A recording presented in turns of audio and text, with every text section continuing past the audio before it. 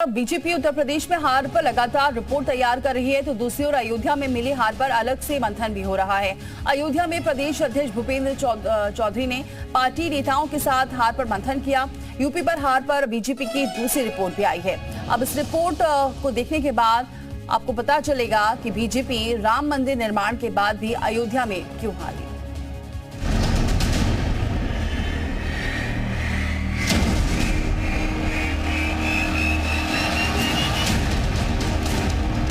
पूरे उत्तर प्रदेश और खासकर फैजाबाद सीट पर खराब प्रदर्शन ने बीजेपी को सबसे ज्यादा प्रभावित किया, क्योंकि बीजेपी को इतने खराब प्रदर्शन की उम्मीद नहीं थी और इसकी वजह शायद सबको पता है।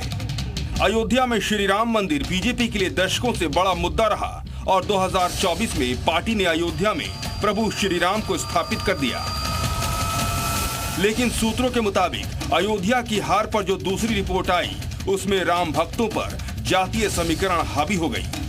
अब समझिए कि अयोध्या में हार की मुख्य वजह और क्या-क्या रही। पहला, जातीय गोलबंदी। दूसरा, कोऑर्डिनेशन की कमी। तीसरा, कार्यकर्ताओं की अनदेखी। चौथा, आरक्षण पर बयानबाजी।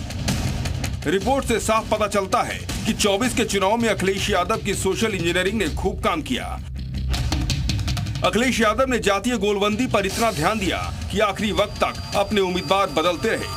इसी को समझते हुए अखिलेश यादव ने अयोध्या में अवधेश प्रसाद को टिकट दिया, जिनकी जाति की संख्या अयोध्या में सबसे ज्यादा है।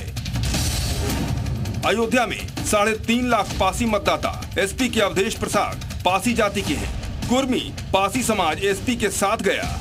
मौर्य, निषाद, पाल, कोरी भी एसपी के साथ। मुसलमान यादव का एक मुश्त वोट मिला। सिर्फ अयोध्या विधानसभा जीत सकी बीजेपी, बाकी 4 विधानसभा में एसपी को जीत मिली। शहरी मतदाता वोट देने नहीं निकले।